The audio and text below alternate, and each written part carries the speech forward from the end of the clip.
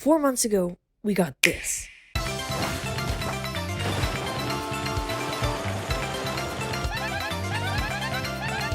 During the Nintendo Direct, they dropped this bombshell of a reveal for not just Paper Mario fans, but for all humans. They were going to remake Paper Mario The Thousand Year Door.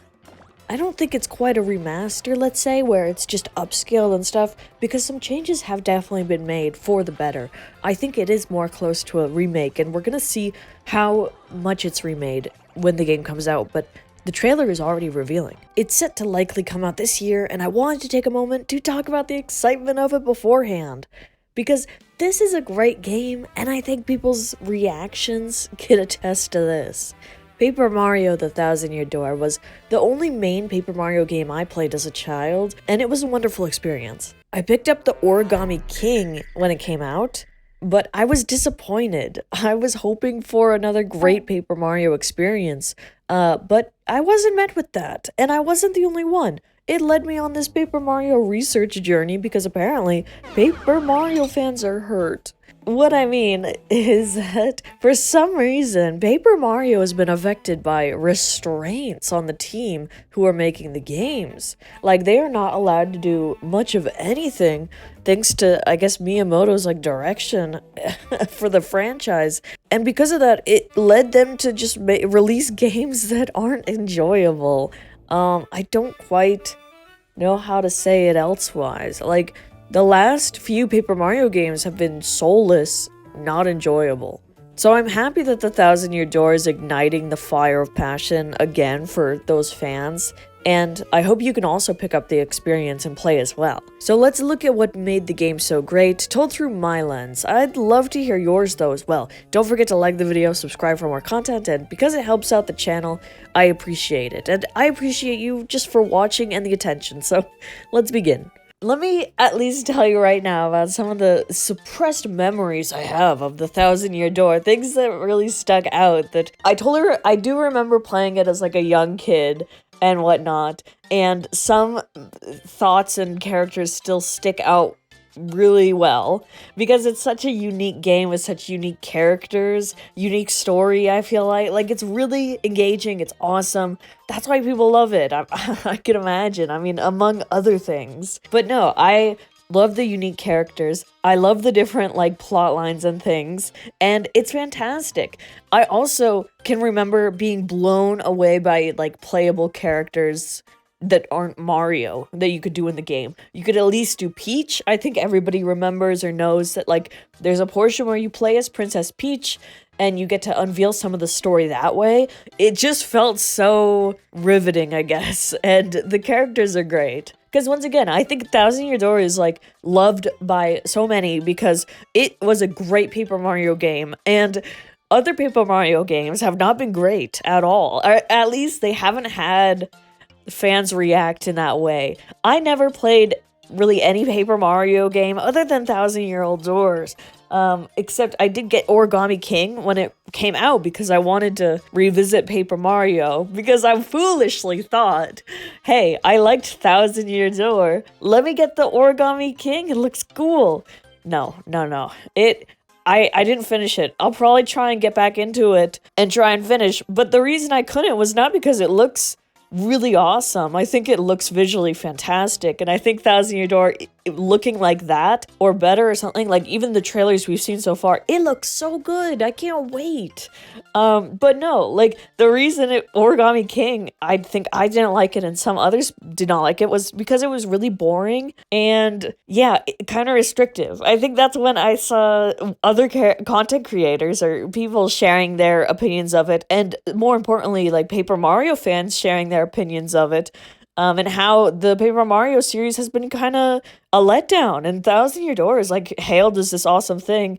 It quite is, but yeah, hopefully, that's what people want. And I think Thousand Year Door, you got a basic partner bomb character, already forgetting his name. He's not that important. You know I remember all those Thousand Year Door characters. I do not remember very many from Origami King at all. But yeah, but I certainly remember, say, Vivian. Like, what is Vivian? And there's so much character and life to it, because she starts out with her sisters, I think, you know, and they're like bullying her, and they're big bullies to her and whatnot. And so you kind of are presented with them as like the enemy, let's say, and then also being like, whoa, they're mistreating their sister. Like, why are they being such dicks? They are huge dicks. And then you feel really bad for Vivian. You get really kind of attached, and then you are able to help her find something. She's able to join your party and like just kind of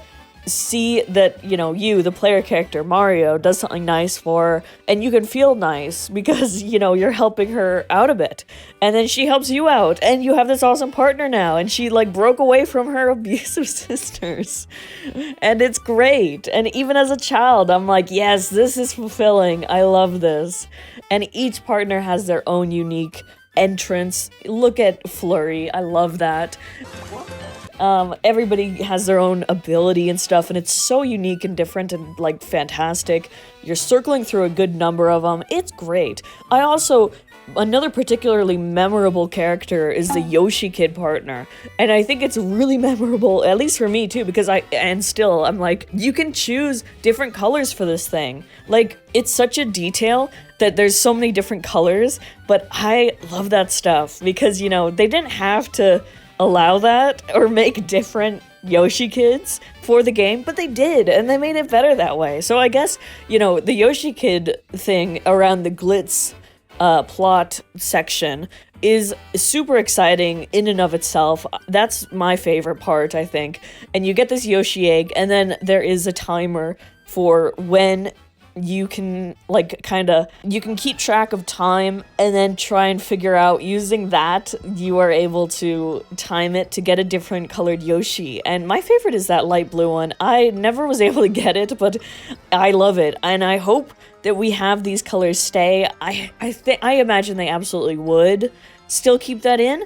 I'd be like happy and amazed if they added more color combinations.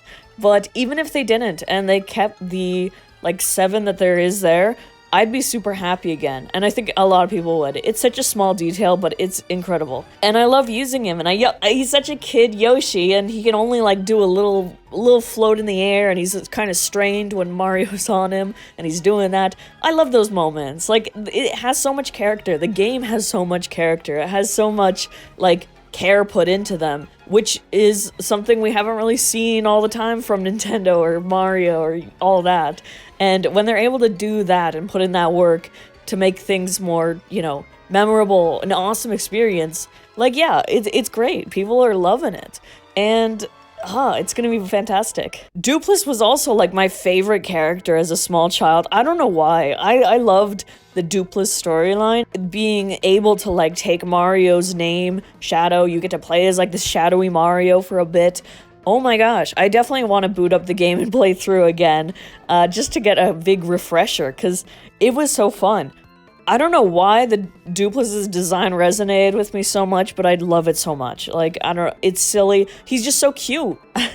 Twilight Town is such a unique place that leaves a lasting impression. I can't get it out of my head, and honestly never have ever since I was a child. Imagine, you're struggling. In fact, your entire hometown is struggling right now. There's nervous chatter everywhere, there's not enough food to eat, and you can swear that even the crows are chattering to themselves about the state of the world. Every single person in town shares the same specific fear. The trigger for despair is a simple mundane sound. It should be mundane, but the chime of a distant bell is always followed by a neighbor turning into a pig. There's little comprehension to it, but each villager wonders if they will be next, or if their loved one will be next. The remaining townspeople have seen the emotional toll taken after seeing other Twilighters who fall victim to despair after their loved ones turned. It could be a husband, it could be a parent to hungry children, and each time the bell chimes, there's despair. It's a horrible way of life. But yeah, like, you see me talking about hyping up Dupless this much? I could never hype up anything from Origami King that much. Oh, sorry. Now for some, I don't think they appreciate the Punies as much as I do. These adorable little creatures are an absolute delight, and I loved my time I spent with them during their chapter. Even before the chapter, during the prologue, you're introduced to one briefly down in the sewer-type hub area, and it runs off into a crack in the wall. The second I see that adorable thing, I'm smiling. It doesn't matter how much time has passed, and when you're doing the main quest with them through the Great Boggly Tree, I found it absolutely adorable and enjoyable to have a horde of them following around. I think some might have found their wandering off to be a bit tedious sometimes, or having to travel with a horde to be not that great, or different things like that, all that. But I loved it, and I never had issues. I adore it still. Before I experienced Pikmin, I experienced Punies, and I'm glad I did. I also love the specific character ones that are distinguished from the others. I love the little differences in design for the Punies. The huge one's my favorite. I can't wait for the game to come out this year. It's going to be really exciting. It's going to be really exciting to see if they change big things, or add big things, I should say. Because so far, we're seeing a lot of awesome stuff. We're seeing new Toad. We're seeing different stuff like that. It's going to be great, I think. And yeah, if you played it, let me know your thoughts on it then and now even. Like, I want to hear your thoughts on other Paper Mario games because I'm super curious. And I just want to hear from you too. Thanks so much for watching this little video on it. I appreciate you so much. I hope you have a great day. And yeah, thank you again for tuning in. I hope to see you next time. Bye-bye.